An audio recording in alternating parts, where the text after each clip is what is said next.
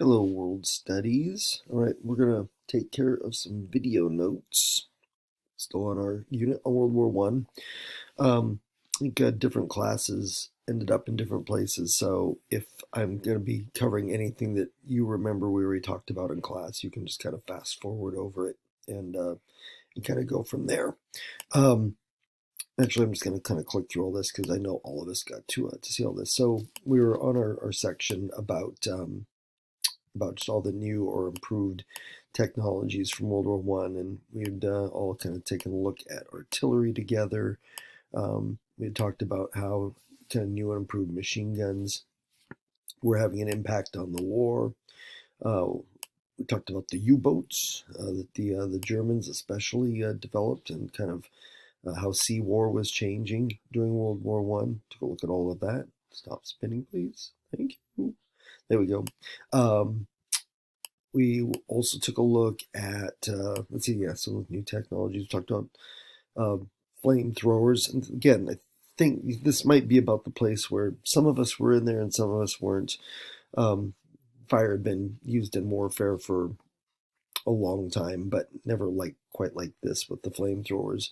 And literally, like you see this German flamethrower crew, you got this guy here who's carrying the actual weapon itself that would have a little pilot light on the end. When he pulled the trigger, shoot the flame. This guy's got the little backpack here that carries the fuel, which was kind of a jellied kind of accelerant that would easily catch on fire and be hard to put out. Anyhow, there's a picture of French soldiers with flamethrowers in their trench, and you can only imagine enemy soldiers, in this case would be Germans, charging across no man's land and suddenly facing a wall of flame like that. Bad news. Tanks, there's a picture of British tanks. It's totally new technology, never been used in war before. They're a little bit, it's very, very new technology. Too new, actually, to actually end up making up any major difference during the war. They would come a little too late, because really, if they had been developed early on in the war, this would have been a way to get through trenches. You would have been to roll those tanks over the enemy trenches, and on you go. And there'll be a little bit of that happens with the tanks at the last part of the war, but they're really slow. Some of them top speed of like 10 miles an hour. There'll be some models that only go about 5 miles an hour. But anyhow, a picture of a British tank there. Kind of give you a little kind of what the outside view looks like here and here. As an example of one of Germany's tanks, this one, if I recall reading, only traveled about 5 miles an hour, but had a crew of about 20 in there. You can see all those guns, machine guns, out the side, that kind of thing. Let's see, talking about aircraft. This is going to be the first major war in world history that makes use of aircraft. Aircraft had really just been developed in the very, very first part of the 20th century. And so it's still a technology that's very much in its infancy and kind of developing when World War One breaks out. When the war first breaks out, sorry, little video glitch there. When the war first broke out, aircraft were being used mainly for what we call reconnaissance. They'd fly over enemy trenches and sometimes even figure out how to take pictures and kind of spying, basically seeing what the enemy's up to. But over time, that's going to begin to develop into the mounting guns on the aircraft, and that's when you'll get to kind of like you see in the painting here, not a photograph, but you don't have too many photographs from actual air war during World War One, because the old cameras they had back then really just couldn't handle up in an airplane. It was technologically, it was just really, really difficult. But you did have planes from the warring nations that would go up there and do battle with each other, and kind of really looking towards the future. But that was one element of the air war. Bombers is something that also kind of developed as the war went on. Early on in the war, you'd have kind of like this handheld setup right here, where you'd kind of go flying over an enemy position, enemy trenches, and try to just drop that thing and be as accurate as possible with it. So we went from that at the kind of more towards the beginning and middle of the war, to this by the end of the war. And so this is a German, being seen much bigger, kind of what they call biplane, because it's got those two wings set up. But they're putting these big bombs strapped in down below. We'll learn that World War II ends up being much more intensive when it comes to the use of aircraft to basically to attack enemies. World War One, again, it was another one where it was still kind of in its infancy. Okay. And then also connected to the air war was another German weapon, the Zeppelin, and that is this big airship that you see here. The Germans developed these, had these actually already developed before the war, and were used at times just even to kind of like just transport people. They'd have little sections down here. Oh, hold on, I have a dog revolt. Sorry, the dogs always know when I'm trying to get something done, and then they decide to have a dog revolt, start barking and running around. Anyhow, but yeah, these were used in kind of like almost even like civilian purposes before the war. But during the war, the Germans are going to adapt them for dropping bombs, and they'll actually fly these over England on numerous occasions and drop bombs and do a little bit of damage in English cities, even bomb London a couple times. The downside and why these Zeppelins don't end up being used throughout the entire war is that the gas that they are using to inflate that big balloon you see there was hydrogen gas, and it's highly flammable. When you see like the Goodyear blimp, flying around, whether it's at sporting events that they're televising on TV or anything like that nowadays, those are filled with helium. It's non-flammable. The Germans are using a much cheaper gas and hydrogen, but the downside to it was that all you had to do was an airplane get in there to be able to shoot at it, and the bullets would ignite the hydrogen, and yeah, all of a sudden your Zeppelin is just a big kind of flaming cigar. And so really by about the middle of World War One, the Germans even just stopped using the Zeppelins. They just were too unreliable and too dangerous for their own crews. And so that was that. Okay. And then the last one we'll take a look at here is the use of poisonous gas. And those are the three main ones that you've got there. Chlorine and phosgene gas were gases that were designed to kind of go after the mucous membrane. So kind of like, your eyes, the inside of your nose, your mouth, that sort of thing. And really kind of worked at your respiratory system. If you were victim of a chlorine gas attack, you would expect, if you only got a little bit of the gas, really runny eyes, your nose would just start flowing with mucus. Your mouth would be just like filling with saliva. I mean, just, does some really horrible, kind of bad stuff like that. And really highly concentrated application of chlorine, if you don't protect yourself, it'll kill you. It will literally shut down your lungs. And phosgene gas worked pretty much the same way when after the respiratory system, your ability to breathe. Mustard gas was what we call a caustic gas, a burning gas. And so when it came in contact with skin, it would create these blisters really quickly. And if you accidentally somehow breathed in mustard gas, it would just basically, it would destroy your lungs very quickly. You'd end up dying, coughing, and choking up pieces of of lung matter. Your lungs would almost kind of like disintegrate because of this burn that's going on. Picture there shows one of these gas shells, and they fired them from the artillery guns just as if they were a regular explosive shell.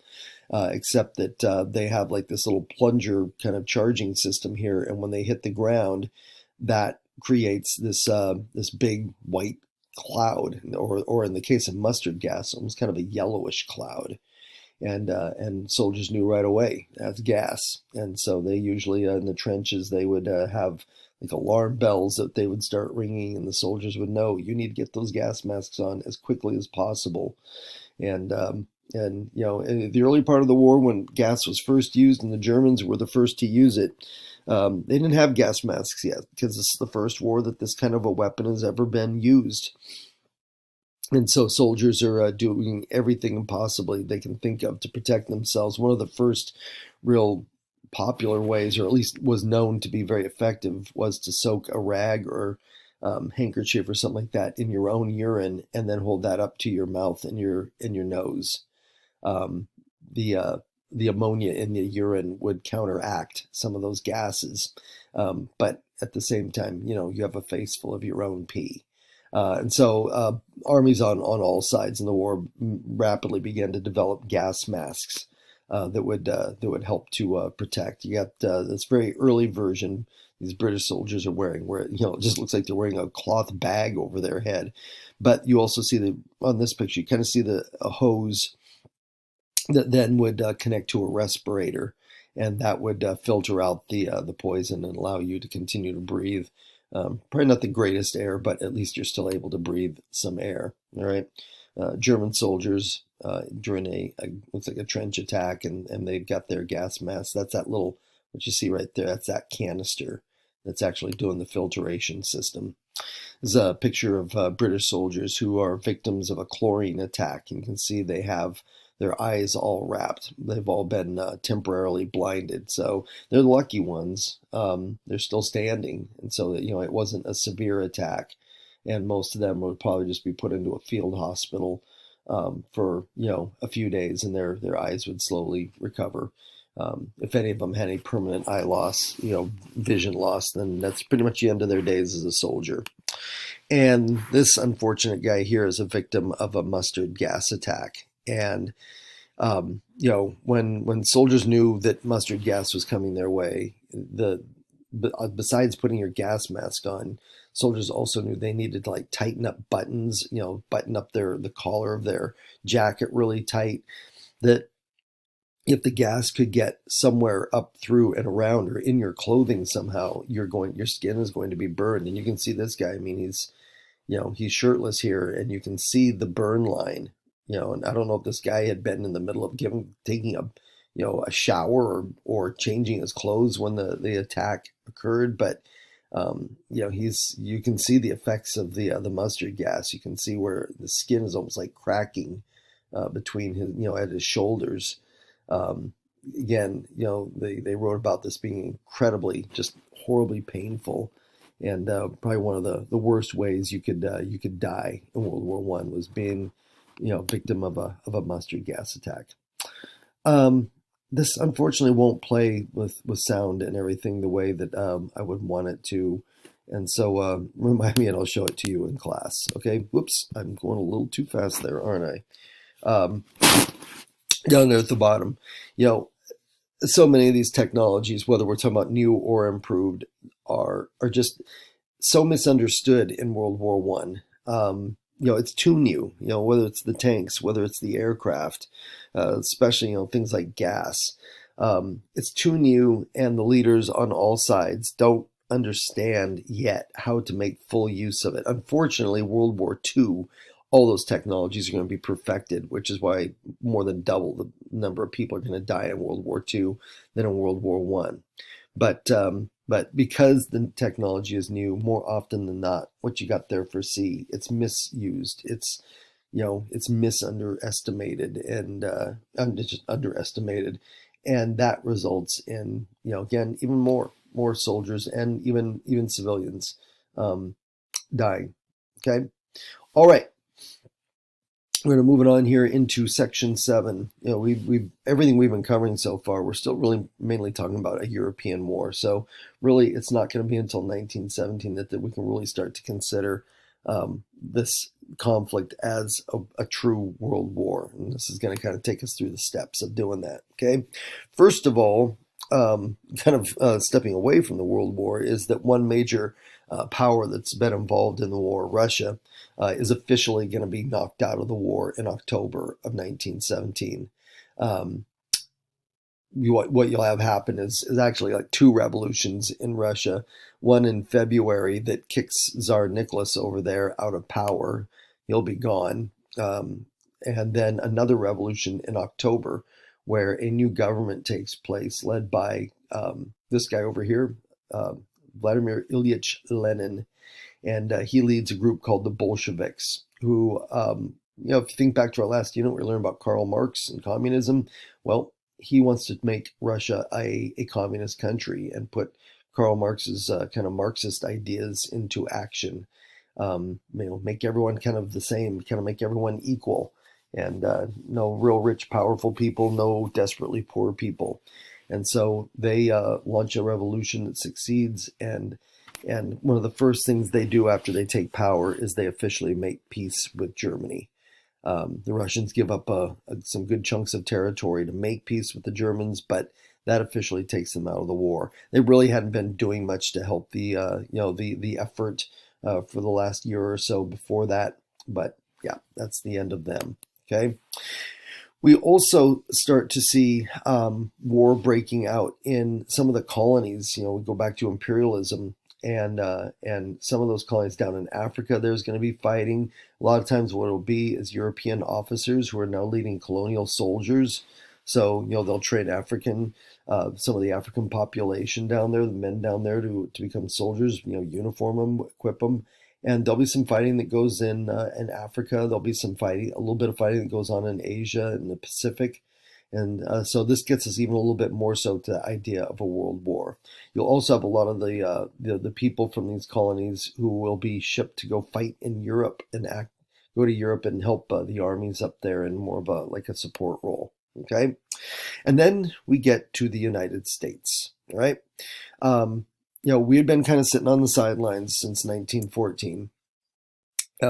Like it says there, most Americans wanted to stay neutral. Okay, we did not want to take a side, and to the majority of Americans, they just did not see a real true purpose in getting involved in this war. Nothing good could come from it, and so we did. We remained neutral.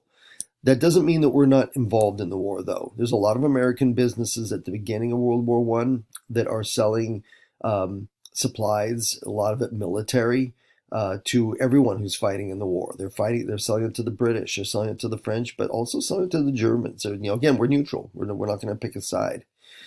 As the war continues on, though, and some of this starts with some of the propaganda after, the Germans and, everything that goes down in Belgium and that sort of thing, that the propaganda makes its way to America as well.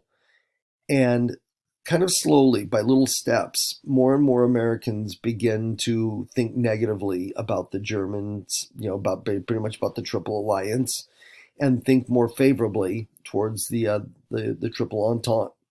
And over time, a lot of those businesses in America that have been selling stuff to the Germans stopped doing so, that kind of thing. So even though technically we are neutral, at the same time, we're kind of showing some favoritism by the time we get to about 1916, 1917. We're showing favoritism towards the British and the French. And, part of it is, you think about, our governments are similar. The British, the French, and us, we have governments where, people do get to vote and they have a voice in helping to pick their leaders, things like that. Where, in some of those countries that were fighting, that they were fighting against the Triple Alliance, Germany is pretty much what we call an autocracy, a leader that just kind of has all the power. Same with the Austro-Hungarian Empire, has all the power, that kind of a thing. And so it's almost a little more natural that we would be kind of going that direction and, kind of throwing more of our support behind the British and the French. Okay. But here's where things really start to head south in our relationship with Germany. By the time the war has only been going for about a year, those German U-boats are patrolling all over the Atlantic Ocean. Their mission is to try to starve out England, to surround England with submarines and allow no ships to get in, no ships to get out, including those ships that are coming from America who are maybe loaded up with like ammunition or supplies for military use that have been bought from American companies and now are just being shipped to England. The Germans aren't going to let those ships get through. To them, that's what is helping England to continue to fight in the war. And so their submarines go strictly, after all of this shipping and begin attacking ships, sinking ships, that sort of thing. Unrestricted submarine warfare, you can get this over in your left column, pretty much just means restricted, I guess I should back up. Restricted submarine warfare is kind of what the Germans would do at the beginning of the war. And that is if they saw a ship that they wanted to sink, they see a ship and they're pretty sure it's a cargo ship, they're probably carrying something that is going to help England or France, and so we're going to destroy that ship. But usually what they would do first is they would send that ship a warning, right? Submarine would kind of come to the surface, would either through lamp signaling using Morse code, one way or another, they would send a message to that ship and say, we're going to sink you. And basically give that ship like a 15-minute warning, 30-minute warning for it to abandon ship, to get all of its people off the ship onto lifeboats and get away from the ship, and then they'd torpedo it and sink it, right? And the whole idea was, hey, we want to destroy the stuff that's on that ship. We don't necessarily want to kill you, who are just kind of this kind of innocent crew, especially if they weren't British. If it was an American crew on an American ship that was going across the Atlantic, it's that kind of a thing, right? And the Germans used that for the first, some of the first months of the war. And they realized that, this is a war. And if those crews survive, they're going to end up being a crew on another ship. And we're going to have to. And so they switch over to unrestricted submarine warfare, which means the Germans attack with no warning. They spot a ship. They determine that it's cargo and it's headed for England. And they straight up attack. They stalk the ship and line it up and fire torpedoes. And where this really starts to begin to create problems is really even early on, 1915. This is a couple of years before we're even going to get in the war. But the Germans end up sinking a big British passenger liner ship. This was a ship that was built by the same company that built the Titanic. And the Lusitania was this passenger ship. But German spies had sent along information that the ship that was sailing from America to England also had, amongst many, many passengers on it, also had some military equipment that was bound for England. And so the Germans attacked it and they sank it. And if there was military equipment on that ship, it didn't make it to England. But in the process, it killed 1,200 men, women, kids, old people, just ordinary folks that were just trying to get across the ocean. And of those 1,200 civilians who end up dying in this sinking, 128 of them are Americans. And so this really starts to raise a ruckus here in America. Okay, I mean, this is the beginning of us thinking, okay, maybe we're not so neutral after all. The U.S. government complains officially to Germany. Germany backs down and says, we're sorry, we'll go back to practicing restricted submarine warfare. But, they do and then they don't. And condition, kind of the relationship between the United States and Germany starts to go from bad to worse as we go into 1916 and then into 1917, right? And then we get to this, and the Zimmerman affair, the Zimmerman telegram, is going to be a huge event in driving the United States to war with Germany. And what goes down is this. By early 1917, the Germans are starting to get desperate. Okay, they've been at war for 3 years. They're at a stalemate on the Western Front. They can't win. They're not losing, but they can't win. They're starting to worry about long-term, supplies, and being able, how long they're going to be able to keep fighting the war. And they have a horrible, terrifying fear that the United States is going to get in the war against them. Okay. This whole submarine thing, I mean, in their mind, it's like, we have to attack these ships, because if we don't, England's going to get more of an advantage over us. And so they feel like they're kind of stuck between a rock and a hard place. And so the German government begins planning for the likelihood that America is going to eventually come in the war and it's going to be against them. And so they start to try to figure out, what if this is going to be the reality, what can we do about it? And a German diplomat, whose last name was Zimmerman, sends a message to the German embassy in Mexico.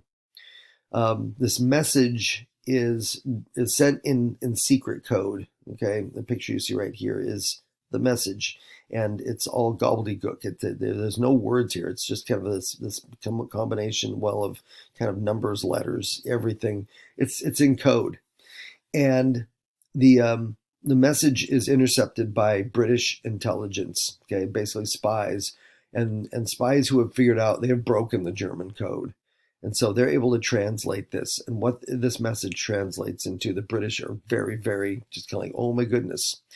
What it is Germany making an offer to the government of Mexico, and the offer is this: you, Mexico, and us, Germany, should combine together and we should attack the United States. Okay, we'll invade them, Texas, Arizona, we'll invade in the southern border. We'll help you out. We'll send, weapons and all kinds of military assistance, and we'll create an alliance, and we'll go to war with America, kind of like surprise attack right across the southern border, and yeah, kind of be strike before they know what's going on. Um, yeah, that's what this telegram is proposing to Mexico. All right, and pretty much the idea is, hey, all this land that the United States won from you way back in the 1800s, you can get it all back. California, New Mexico, Arizona, Texas, that can all become back. That can all become yours again. If you want to help us out on this. Um, British intelligence passes the message along to the U.S. government, and then from there the story gets out into the U.S. newspapers, and this is where finally the vast majority of Americans are going to say, wait a minute, Germany is plotting to attack us. We're not at war. It just all unravels, and all of a sudden Americans are extremely angry that Germany was trying to do this. To their credit, Mexico never takes this whole thing seriously. They're just like, no, we don't want to get in a war with the United States, thank you. And so, it is just a crazy plot that, unfortunately for the Germans, gets out there in the open. Our president at the time, you see pictured there, Woodrow Wilson. At this point, he knows. It's kind of like, we're there. We can't just sit here and wait to see what else Germany is going to try to plot against us. And so he goes to Congress and pretty much lays it out to our Congress and just says, this is what's going on, and we need to stand up for ourselves. And so you've got it there for letter F. Okay, declare war against Germany, and now we are in this world war. All right. And I think I'm just going to take it down to the end of this slide, and we'll save some more then for when I'm back with you guys later on. All right. And so our section here that will kind of wrap up at least the fighting part of the war, get us to what will be an Allied victory. I use that word Allied because here's where World War One can be a little bit confusing. We know that at the beginning of the war, it's the Triple Alliance versus the Triple Entente. Well, by the time America gets into the war, and we roll into the last year of the war, we're not going to be talking about Triple Entente and Triple Alliance anymore. Okay, instead we're going to have, I guess we'll call them the good guys because we're part of it. What will be referred to as the Allies. What had been the Triple Entente by now is the Allies, and so that's going to be the United States. Still got the British, still got the French. And I got plus there because there's going to be a whole lot of other smaller countries too by now that are also part of this big alliance. Okay, and so yeah, we've got that going on one side, and then the Triple Alliance is gone. Instead, it's now being referred to as the Central Powers. Okay, and that's just because Central Powers kind of geographically were Germany and Austria-Hungary, and then the Ottoman Empire, which I'll get back to in here in a moment. They kind of lie between, big old Russia and then Western Europe. They're kind of right in the center. And so, boom, Central Powers. All right. It's cruel that they change names. It'd be like a sports team changing uniforms and colors and logos in the middle of a season. Be very confusing for the fans. and this can be a little bit confusing as well, but it is what it is. Okay, when we learn about World War II, they won't do this to us. The Ottoman Empire I mentioned down there was an empire that no longer exists, that was kind of down in the Middle East. Modern day Turkey is a big part of the Ottoman Empire, and then other parts of the Middle East, Egypt and down into Palestine and areas like that. The Ottoman Empire joins in because they've kind of got some bad blood going back prior to the war between them and the British and French. And so this is their way. They're hoping to kind of even up the score and kind of restore themselves to power. Their empire isn't doing too well when the war breaks out. So by about 1915, 1916, they jump in and join in with Germany and Austria-Hungary. All right. So for the last year of the war, it's going to be allies versus Central Powers. Alrighty. And that brings us in right about half an hour here. And so this is where I'm going to go ahead and hit the brakes. And like I said, we'll take a little bit look at the very end of the war, and then the treaty that officially ends World War One.